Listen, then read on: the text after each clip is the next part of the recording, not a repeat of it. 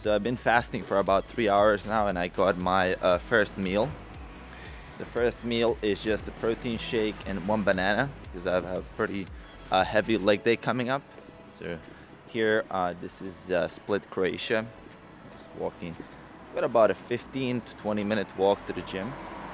Pretty uh, good as well today because there's not so much sun, which is pretty cool because typically by the time I get to the gym, I'm roasted because the sun here is so fucking strong.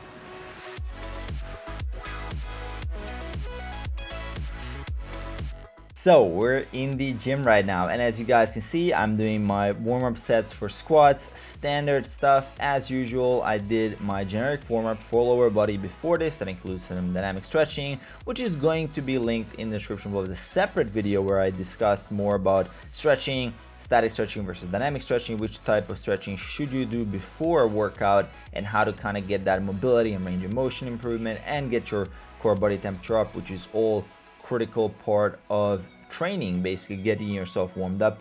And here you see those warm sets. I ramp up the weight starting from an empty bar. Here's my first working set with 130 kg, 286 pounds, sets of 5. Pretty good for this weight. I'm kind of happy with this. I mean, it looks very clean. The form is great. I'm doing high bar, deep squats, closer stance to facilitate more of that quadriceps work there. And with this video as well, I mean, you guys see I'm working on not blending the reps, which is a big mistake that I see a lot of people doing. I mean, they try to blend the reps in the squat without breathing properly. I give myself proper breath. I retighten for each rep properly, and that will get myself ready, and I will be able to execute with great form. So in this video, I wanted to, in this little voiceover, I guess, over this workout, I wanted to cover something I've been asked a lot about recently, especially since I posted those videos about the quote-unquote ideal or the perfect amount of sets and reps in a training program. A lot of guys have been asking me, well, if this is, let's say, 15 to 25 sets per muscle group per week, why don't I do all of those sets from, let's say, a lift that is like a cable fly, and I do very low weights? Or some guys will say, well, I want to do only a lower rep work because that's kind of like I can use super heavy weight and I can grow muscles like that, so I don't have to do a lot. So now the dilemma is like, well, what does that mean? I mean, what does that research mean if we say that we want to get between 15, let's say 25 sets per muscle group per week? If you're an experienced lifter, if you're a beginner, you're probably going to grow with about 10 sets per muscle group per week. So the point of repetition ranges. So here's the big idea, right? So the repetition ranges are simply there for your understanding and to pick the appropriate amount of weight that will allow you to accumulate the appropriate amount of volume that you need to grow while you can still recover from it, because you're going to be growing based on the amount of volume you're doing. So the more volume you do, the more you can grow, and there's a clear growth curve. Basically, the more you add work, I mean, more reps times sets times weight, or any one of those, you will grow more, right? There's more need for adaptation. Your body adapts by increasing muscle size, increasing strain, depending on whatever your program setup is. So obviously, of course, more work, more growth. But here's the idea, right? So even though lifting super heavy weight for low reps for the same amount of volume as, let's say, doing a little bit less weight for moderate reps will probably generate equal growth, maybe a little bit more growth in those super low reps, you want to take it from a practical standpoint. Is it practical for me to do the same amount of volume that I just did here, which is, let's say, 225 times 14? Let's say I had to do this amount of volume.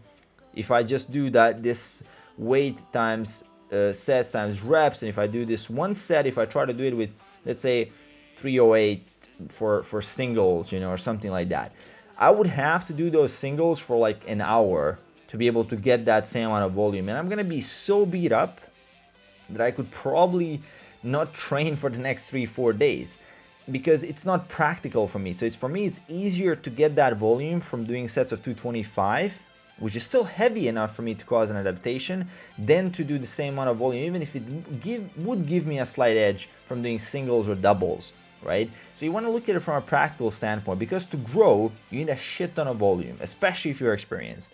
And getting that volume from, like, let's say a 95% of your 1 rep max will get you so beat up that you won't be able to train, and then overall over the course of weeks and weeks your volume will suffer and you're gonna not be able to grow. So it's not very practical to try to get all of your work done in that, let's say, 3 to 5 rep range, or let's say 1 to 3 rep range, especially if you're interested in just physique. You know, if you're interested in powerlifting, of course, you want to be adapted somewhat to doing those low repetition ranges because maybe you have a competition or something like that, because it's more of like skill, like how do you stay like focused on those super heavy weights, your neuromuscular adaptations, your motor unit recruitment, all those things play a role in powerlifting. But in bodybuilding, I mean, it's really about volume. I mean, it's how much volume can you add and still recover from and grow, right? So that's the point. So if you look at it from a practical standpoint, you want to stay between that, let's say 6 to 12 rep range. That's where most of your work will come from. That's about 65 to 80% of your 1 rep max. That's where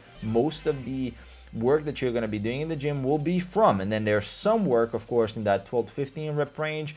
Let's say you're doing isolation movements, and let's say you're doing like a cable fly, or let's say you're doing like a lateral raise or something like that. I mean, it's not very practical to do those for like 6 reps with super heavy weights because you won't be able to maintain form. So from practical reasons, you want to, let's say, do that in a rep range of like 12 to 20 somewhere. But most of your compound lifts, which is gonna be the bulk of your volume if you're interested in actual growth, because let's say a leg extension is not gonna be causing the same disturbance to homeostasis as a squat. Let's say about 70% of that work will come from that 6 to 12 rep range. And then the other part, maybe sometimes you go lower than 6 if you're into bodybuilding, very rarely. For just a couple of weeks in a year, maybe you want to test your strength or whatever, maybe go to 3 to 5 or 3 to 6.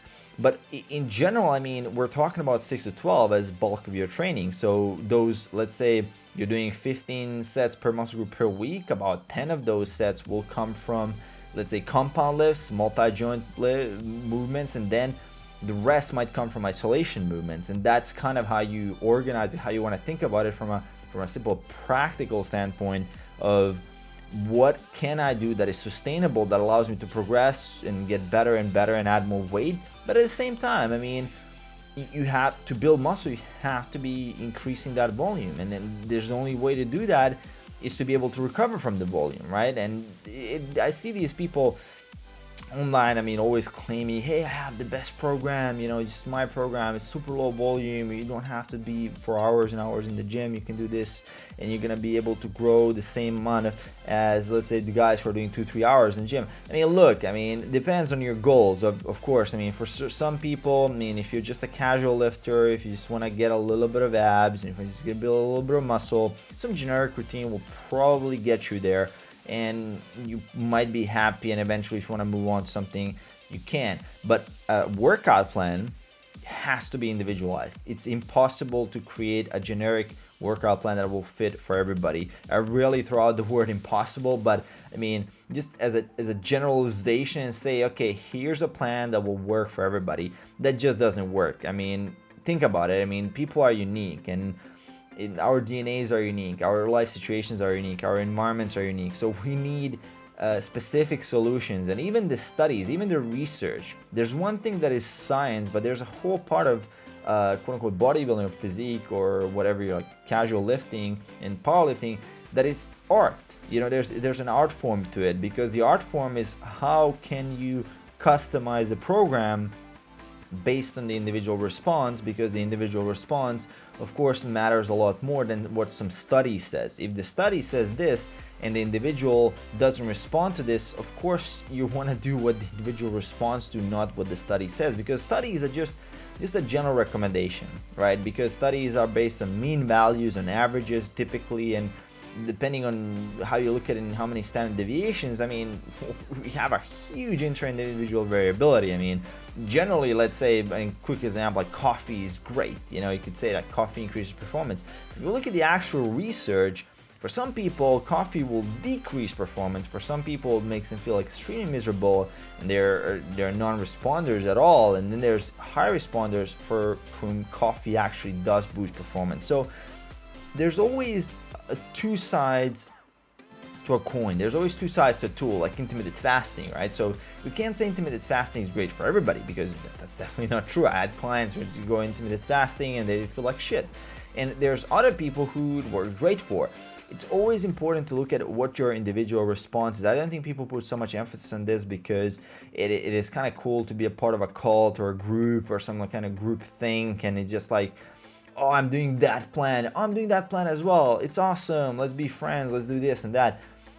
In general, I mean, we want to do exercise, we want to do movement, we want to focus on progression, but our individual difference will determine what is the quote-unquote most optimal plan for us. And that is also a moving target, not just the fact that between individuals there's a difference, but also the individual, that the plan that he's doing is also a moving target, because the amount of volume that you need to do is going to change over time. And also depending on other life factors, your life will change, you'll get older, you just go through different life periods, and there's so many variables that I mean, I can't just begin to imagine how someone would be able to design an algorithm that would kind of cover all these factors. Of course, it's possible, but maybe one day we'll have that, and that will be an amazing time. But currently, I mean, we have to gather all the research and still listen to what our body is telling us, and based on that, we want to adjust the program. So if you're not recovering, lower the amount of work you're doing, improve your recovery, add more sleep. If you are recovering and if you not progress, I mean, add more volume, add more work, add more sets. That's the easiest way to do it. If you're doing 3 sets of 10, do 4 sets of 10, do 5 sets of 10, do 6 sets of 10. Once you hit a ceiling and you see, okay, I'm super beat up, well, let's reduce amount of sets and see, let's find that sweet spot, right? And that sweet spot will change over time, as I said. So super key to see here. I hope you guys enjoyed a little bit of me lifting here, and we're gonna go into this video. I want to go over what I had for the meal post-workout. You're gonna see my shopping, you're gonna see everything. So I recorded audio for those, so you're gonna check that out. And I'm super excited to show you guys what I ate and also the workout, and share a couple of tips with you guys as well here. So soon we're gonna go for shopping. This was quite a good workout. I felt it was very intense, and I'll talk to you guys later. Just doing some post-workout shopping. Got my veggies and my fruits. Let me show you guys what I got. So I got raspberries, bananas, red peppers, yellow peppers. Now I'm gonna go in the section where they have pre-made meat, and I'm gonna see what else they have there. Maybe some kind of beans or potatoes. We're gonna see what they have. So that's gonna be the post-workout meal for today.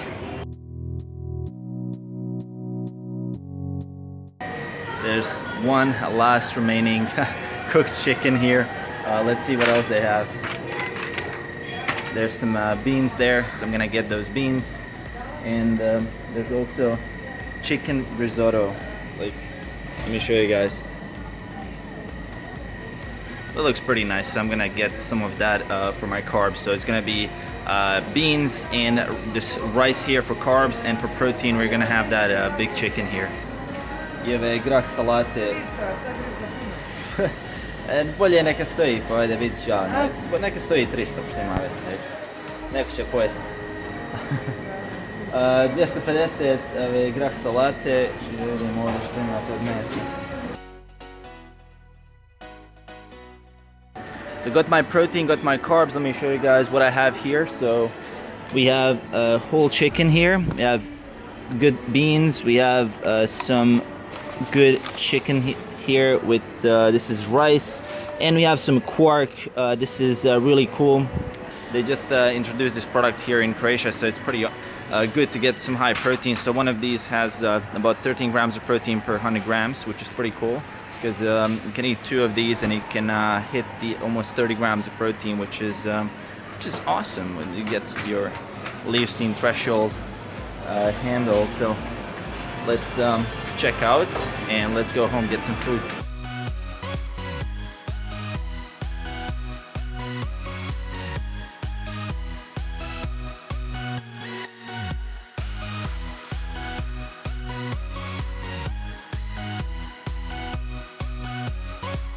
Time for the post-workout meal. So this is what we have. We have some chicken, beans, rice. Here we have some mixed salad with some yellow peppers, and for dessert we have blueberries. So that's gonna be the first meal of the day, and we'll see what else we're gonna have for the day.